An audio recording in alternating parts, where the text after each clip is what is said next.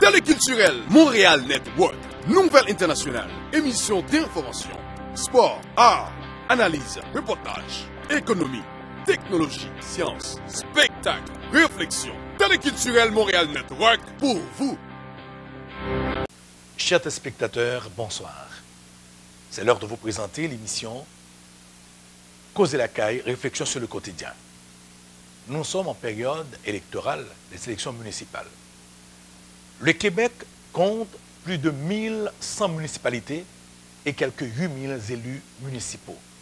Ces élus ont pour rôle d'administrer les municipalités afin que l'offre de services réponde aux besoins de la population. D'abord, de présenter les populations, de défendre les intérêts de la population. Les élus municipaux sont des acteurs essentiels au développement d'une vision d'avenir en matière de développement. Oui, de développement économique, d'environnement, de culture ou d'aménagement du territoire. Si on regarde bien l'historique des élections municipales, les premières élections en général tenues en date fixe dans toutes les municipalités québécoises ont eu lieu en 2005 à la suite des modifications apportées à la loi sur les élections et les référendums dans les municipalités. Les élections municipales générales se tiennent en date fixe le premier dimanche de novembre tous les 4 ans. Les prochaines élections auront lieu le 5 novembre 2017. Tenir des élections en même temps partout au Québec constitue un temps fort de la vie démocratique municipale. Cela permet à l'ensemble des électeurs et des électrices d'une municipalité de choisir ensemble des représentants, les orientations municipales qu'ils privilègent. On parle des rôles et responsabilités de votre municipalité. Le greffier ou secrétaire, trésorier de la municipalité, tout ça occupe un rôle important dans les élections municipales générales. Et on nous dit tout simplement que ces élections sont extrêmement importantes pour les communautés, pour la population montréalaise, pour, en fin de compte, les municipalités. Et les gens doivent participer à ces élections afin de choisir, justement, le conseiller municipal.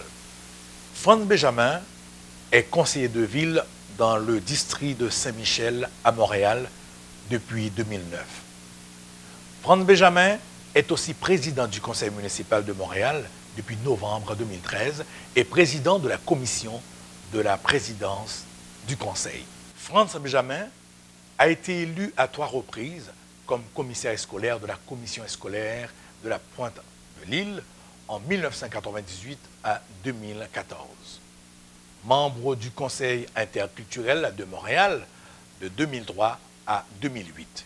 Il a présidé cette instance de 2006 à 2008. Il a aussi co-présidé en 2003 le premier groupe de travail à Montréal sur le profilage racial, centre de recherche, action sur les relations raciales. Son engagement public et son implication citoyenne l'ont amené à siéger sur de différents conseils d'administration, Conférence régionale des élus de Montréal, Carrefour Jeunesse Emploi, Notre-Dame-de-Grâce, Chess Ressources Famille, Culture X, Équipe RD Société Parole, Club Optimiste. Il est aussi membre du cercle des honoraires du régiment de Maisonneuve depuis 2014. Franz Benjamin, auteur, il a publié plusieurs ouvrages dont Chant de mémoire, Société Parole en 2003, Montréal. D'Idérance, Mémoire d'Encrier, 2005, Montréal. Lettre d'automne, Parole, 2007, Montréal.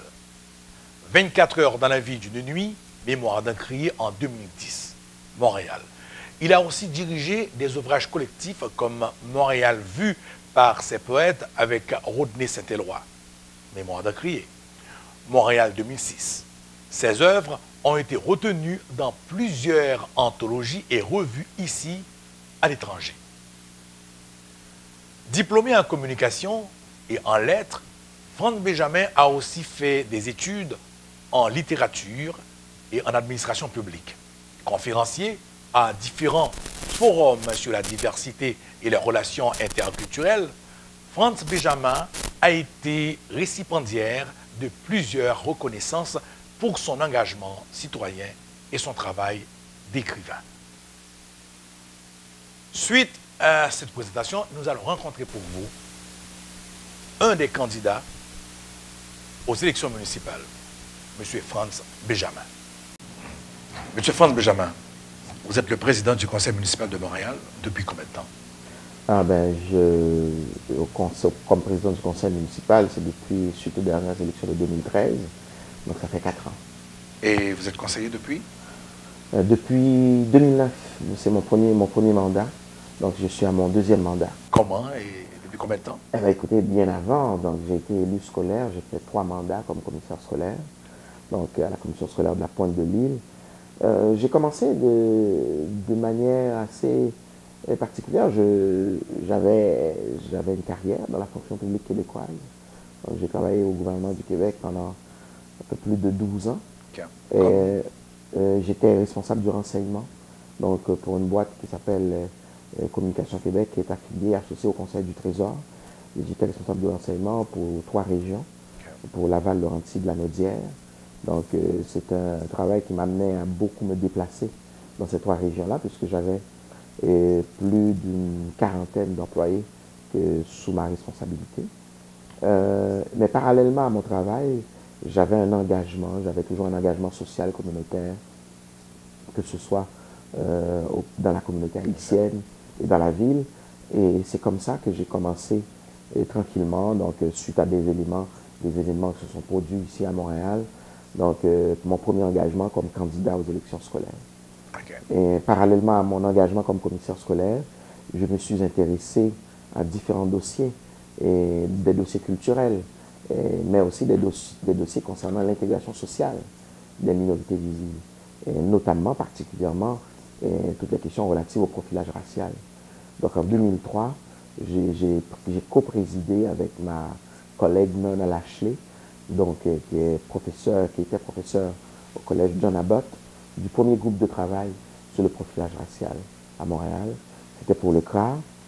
Et ensuite, je me suis intéressé aussi, je suis devenu président par la suite, membre du Conseil interculturel de Montréal et président de ce Conseil interculturel qui a déposé plusieurs avis, des avis sur les questions d'accès à l'égalité à l'emploi, des avis sur la question du profilage racial, des avis sur la question de Montréal métropole culturelle, comment intégrer la participation des communautés culturelles à la vie culturelle de la métropole. Voilà. Et j'ai parlé aussi de mon travail culturel, donc comme poète. Oui, vous êtes très connu dans la communauté aussi au niveau culturel. Tout à fait. Et un des projets que j'ai dirigé, c'était en 2006, dans le cadre de l'événement Montréal, capitale mondiale du livre. J'ai co-dirigé avec mon ami Rodney Saint-Éloi le projet Montréal vu par ses poètes.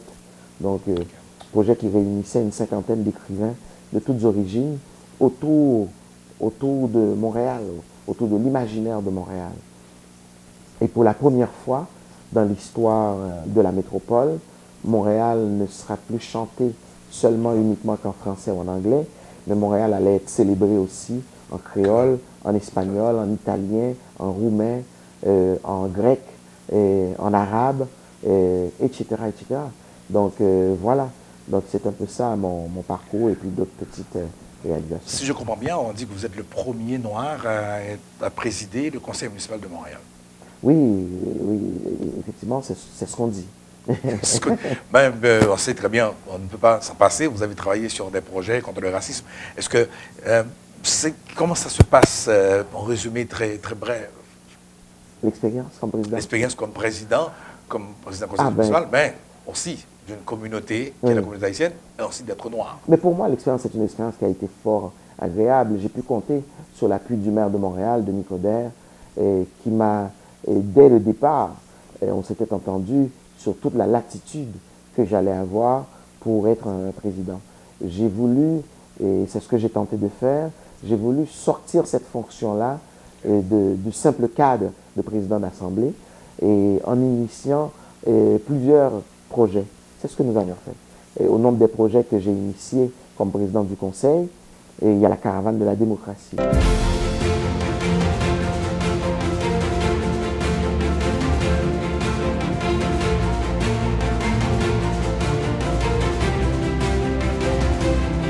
matin, j'ai assisté à la caravane de la démocratie. J'ai appris beaucoup de choses pour moi qui est citoyenne montréalaise.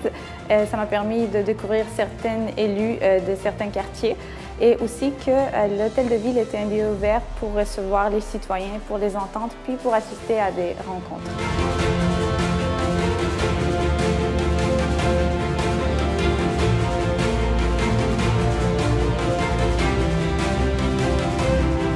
Parfois, on a l'impression que la ville de Montréal, c'est très austère. Mais là, on a découvert une autre ville de Montréal, des représentants qui pouvaient vraiment partager avec nous leurs activités et nous faire mieux comprendre ce qu'ils faisaient comme tâches régulières ou tâches mensuelles ou également comment ils étaient concernés par les citoyens. C'est pour la première fois que nous sommes en face de ces élus. En tant qu'immigrants dans la ville, nous voyons que ces démarches est vraiment importante pour que chacun sache ce que font les élus. Je viens à peine d'arriver à Montréal et cette journée m'a beaucoup appris sur cette ville. Et j'ai rencontré des élus et ça m'a vraiment appris beaucoup de choses. Et j'ai rencontré Cathy, celle qui travaille avec les femmes, et j'ai appris beaucoup d'elle.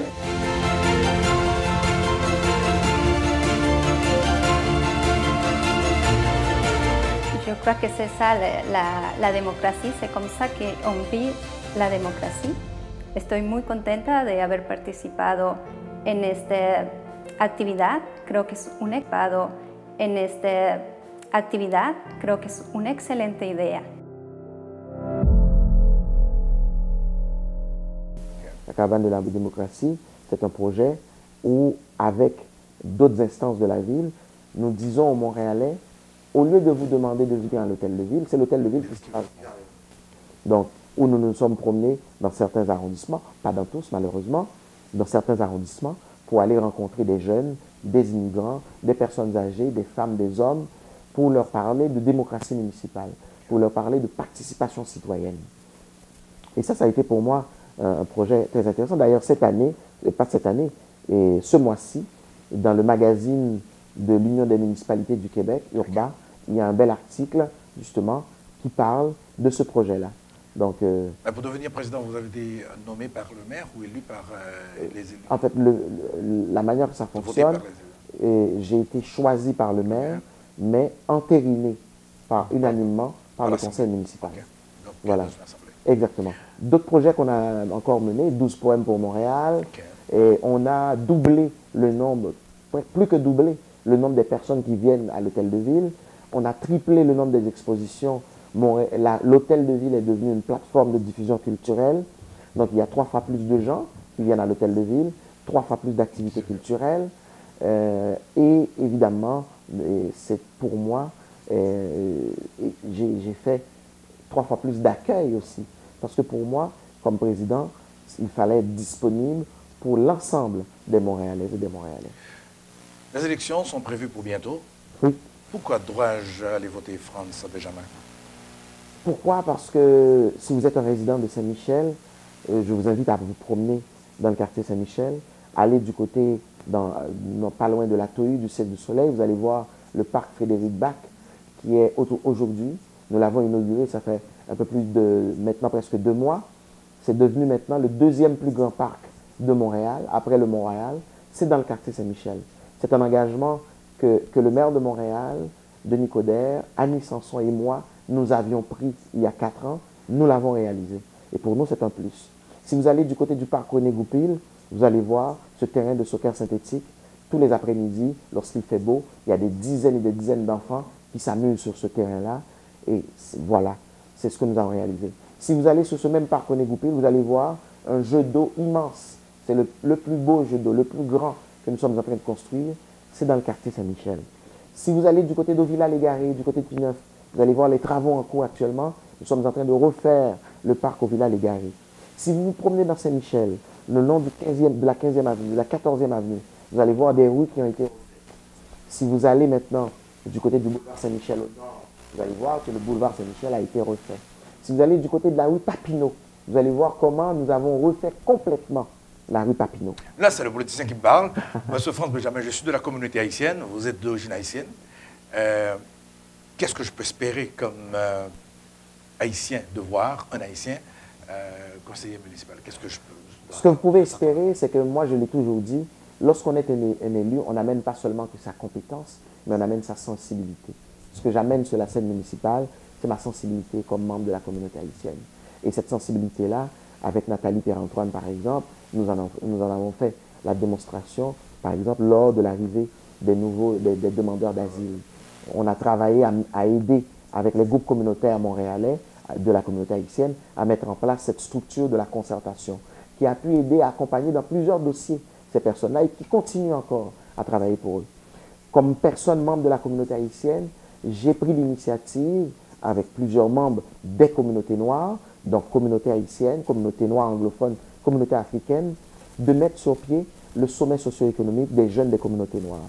Le sommet vient de signer, il n'y a pas si longtemps, un protocole d'accord avec le gouvernement du Québec qui va permettre à réaliser des projets pour accompagner des dizaines de jeunes de notre communauté, que ce soit au niveau du développement économique, de l'intégration sociale, de la réussite scolaire. Ce qui me pousse à vous demander justement, dans notre communauté surtout, on parle de Saint-Michel, Montréal-Nord, et nous avons un taux de chômage très élevé au niveau des jeunes, malgré certains sont très bien formés. Comment comprendre une telle situation, M. Benjamin, pour... C'est une situation qui peut être expliquée par plusieurs choses, qui peut être expliquée, entre autres, par les difficultés systémiques aussi d'accès à l'emploi de beaucoup de membres de la communauté haïtienne.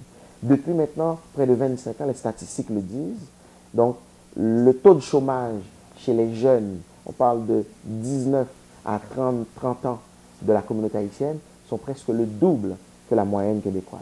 Donc c'est sûr qu'il y a des obstacles qui sont reliés à la discrimination. Mais en dehors de ça, il y a d'autres questions. Pour cela, c'est pour cette raison que le sommet socio-économique des jeunes des communautés noires a préparé un excellent document qui présente très bien le sujet. Je m'en voudrais, Yvonne, de ne pas parler aussi comme élu municipal de mon implication au sein d'un fonds qui aide à la persévérance scolaire. C'est le fonds 1804 pour la persévérance scolaire qui existe depuis maintenant 4 ans, qui a permis cette année à 375 jeunes Montréalais de recevoir des bourses de la persévérance scolaire.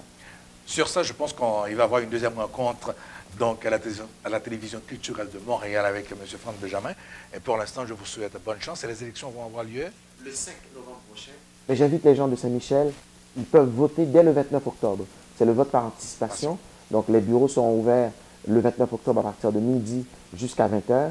Je vous invite à aller voter. Alors pourquoi aller voter? Parce que lorsque vous votez, vous dites comme communauté que vous existez, que vous comptez et on doit tenir compte de vous. Maintenant, pourquoi aller voter pour Franck Benjamin? Et pas seulement pour Franck Benjamin, ce n'est pas l'élection seulement de Franck Benjamin. Pourquoi aller voter, par exemple, pour Nathalie Pierre-Antoine, qui est conseillère actuellement à Rivière-des-Prairies? Parce qu'au cours des dernières années, nous avons travaillé pour vous. Je viens d'évoquer tout à l'heure différentes réalisations qu'on a faites dans Saint-Michel. Mais je m'en voudrais de ne pas souligner aussi qu'en dehors de ces réalisations-là, il y a des initiatives que j'ai prises avec Nathalie Pierre-Antoine pour appuyer la communauté haïtienne. Par exemple, avec Nathalie Pierre-Antoine, lors de l'arrivée des demandeurs d'asile, nous avons pris l'initiative avec les groupes communautaires haïtiens de se réunir pour défendre les demandeurs d'asile et plusieurs points, services qui leur sont donnés actuellement parce que nous étions présents, parce que nous sommes des élus de la communauté. Comme élu de la communauté haïtienne, j'ai pris l'initiative avec plusieurs groupes communautaires montréalais de mettre en place, d'organiser, de réaliser un sommet, le sommet socio-économique pour l'intégration des jeunes des communautés noires. Ce sommet vient d'avoir un protocole d'accord avec le gouvernement du Québec qui va permettre de réaliser des projets pour des dizaines de jeunes de notre communauté. Des projets de démarrage d'entreprise, d'intégration sociale, de réussite scolaire. Ça, c'est du concret. Ce sont des choses que nous avons réalisées. Mais je m'en voudrais de ne pas souligner aussi mon engagement depuis maintenant 4 ans au sein de la communauté montréalaise avec mon ami Édouard Sacco au sein du fonds 1804 pour la persévérance scolaire. Cette année, nous avons remis 375 bourses à des jeunes, dont un grand nombre de jeunes de la communauté haïtienne. C'est ça, quand vous avez un élu qui vous représente, un élu, parce que moi je l'ai toujours dit, ce n'est pas seulement la compétence, mais c'est aussi la sensibilité. Voilà, alors, les élections municipales, c'est le 5 novembre prochain, mais vous pouvez, dès le 29 octobre, exercer votre droit de vote, c'est le vote par anticipation. Et j'invite, vous qui m'écoutez, vous qui me regardez aujourd'hui, dans le quartier Saint-Michel, vous qui nous regardez à Rivière-des-Prairies, vous qui nous regardez dans le plateau Montréal, partout à Montréal, à exercer votre droit de vote. Et vous, à Saint-Michel, moi demandez tout le monde Saint-Michel, 29 octobre, on a le voté et on a voté massivement. Moi, je dis nous merci en pile pour supporter nous, pour appuyer nous, et à bientôt. Merci à Franz Benjamin, président du Conseil municipal de Montréal, de répondre à notre appel. Merci beaucoup, Yvan. C'est un plaisir. Chers téléspectateurs, merci d'avoir été avec nous pour l'émission Réflexion sur le quotidien Cause de la Caille. On se donne rendez-vous pour une autre journée. Merci d'avoir regardé nous. Nous avons rendez-vous un jour, même chaque jour et jeudi. Restaurant Flap Flap, un endroit agréable pour bien manger. Une cuisine entière où le goût et la présentation des plats se combinent pour augmenter votre appétit. La Lo est la spécialité du restaurant Flap Flap. Vos plats de griot, bananes pesées, légumes, dinde, poulet, tasso, poisson, cabri sont disponibles à un bon prix. De plus, un spécial de midi à 16h vous est offert. Tous les samedis, un bon bouillon la caille attend-nous. Un service de traiteur qui s'ajuste à votre budget est disponible au restaurant Flap Flap, 5808 rue Charleroi, près la Cordère. Téléphone 514-329-7787. Livraison, Interac, Visa, Mastercard sont acceptés. Restaurant Flap Flap, le bon goût de la cuisine antillaise de la métropole.